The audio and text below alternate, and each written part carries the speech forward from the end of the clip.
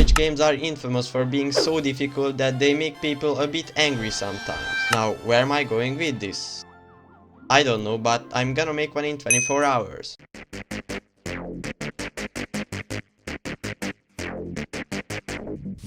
The rules are simple. I need to build a map, make some UI, script everything and make a thumbnail for the game in only 24 hours. But first I needed to find out what the twist is gonna be, because I cannot just make a simple obstacle course and call it a rage game. I mean, call it a good rage game. In most rage games the controls are pretty simple to understand but really annoying to actually play. The first thing that came to my mind was click to move, because it can be a bit annoying when trying to clear obstacles, but it didn't seem that bad. And then it hit me. What if I made a hybrid between click to move and normal movement?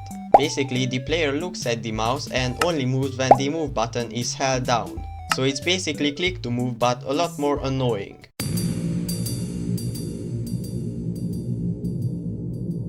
Instead of opening Studio, I immediately hopped into Blender and made a wheelchair with a pair of joysticks, which will be the vehicle of the player.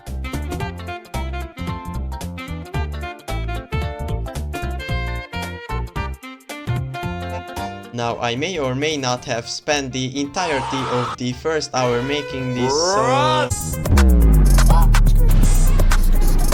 In the second hour I wanted to make the wheelchair look at the mouse. To do this, first I added a blue part which will represent the 3D position of the mouse, but to actually make it go to where the mouse is, I had to create a ray origin and a ray direction relative to the camera's position and orientation. Now this might sound like something really complex, but it literally just took one line of code. After that I added an align orientation constraint that aligns the wheelchair's orientation with the blue part's orientation. But that didn't really work, so I completely scrapped the blue part and made it align with a custom position created with the X and Z position of the mouse and the Y position of the wheelchair. And it does work, but it's really weird, but I mean that's just something that adds to the rage aspect, so I take that as a win.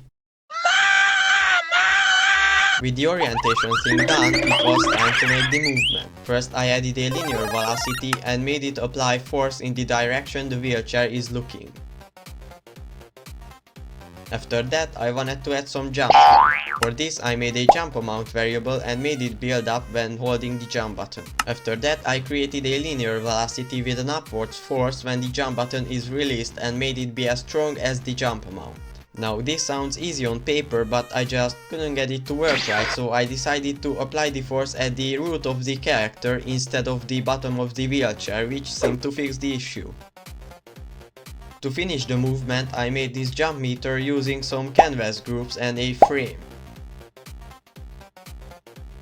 And after that I took a small break. After a not so small break, I decided to make a wheelchair spawner that respawns the wheelchairs when the player leaves them. After yet another break, I decided to finally start working on the map.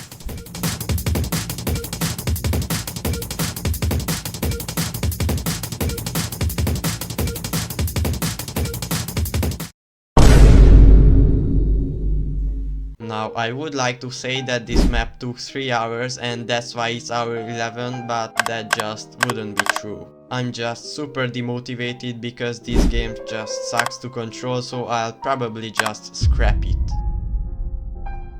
Psych! It's time to lock in. First I improved the movement by turning the wheelchair into a rig with a cylinder humanoid root part, so that way it doesn't suck to move around.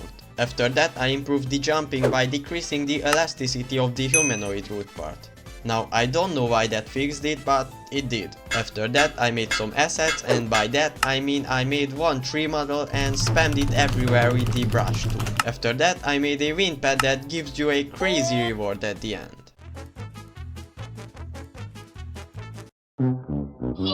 But what the hell, boy? Now this game can be pretty annoying already, but do you know what's more annoying than dying because of a skill issue?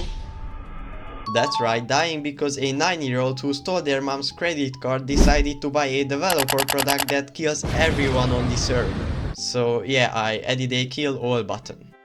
And with that, the game was looking pretty cool, but it was also pretty late, so I decided that it was time to hit the bed.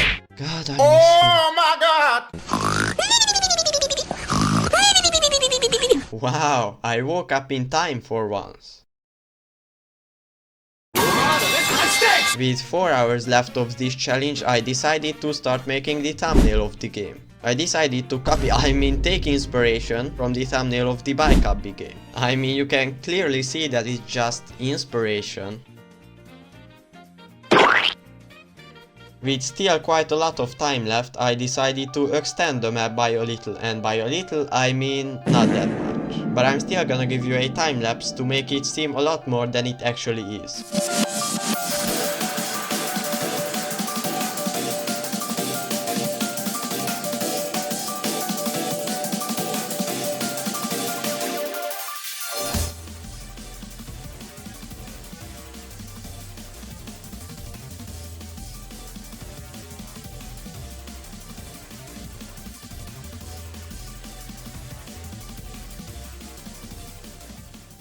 Now at this point I still had like 2 hours left, so I thought why not do some playtesting. I'll be fine. So I guess the video is over. Wait, why is there so much time left? It's probably just a long outro or something.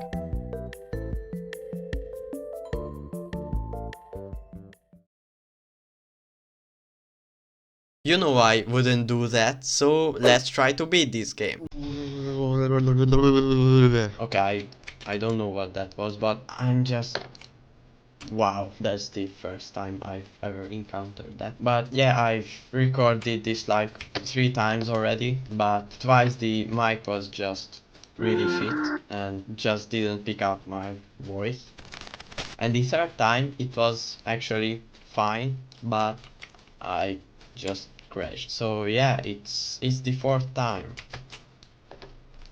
Ooh, it's always so scary when Roblox freezes like that, because I don't know why, but Roblox just always crashes my PC. Yeah, basically I've discovered that you can just skip most of the game because you jump so high. Yeah, that's why I can skip everything. I don't know why I said this, because you probably have eyes if you're watching this video, but I just don't even know what to talk about.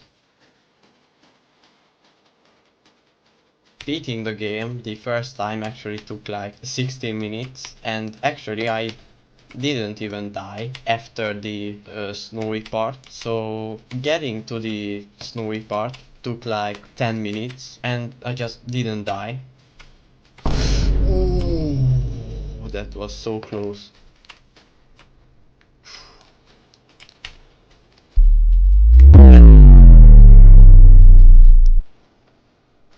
Oh my god, I failed the final jump. That sucks. I don't even know what to talk about. I've already said everything in the previous recordings. I'm just probably gonna cut to the interesting part. Interesting part, jump scare. I've made it back here. I really hope that I don't die this time.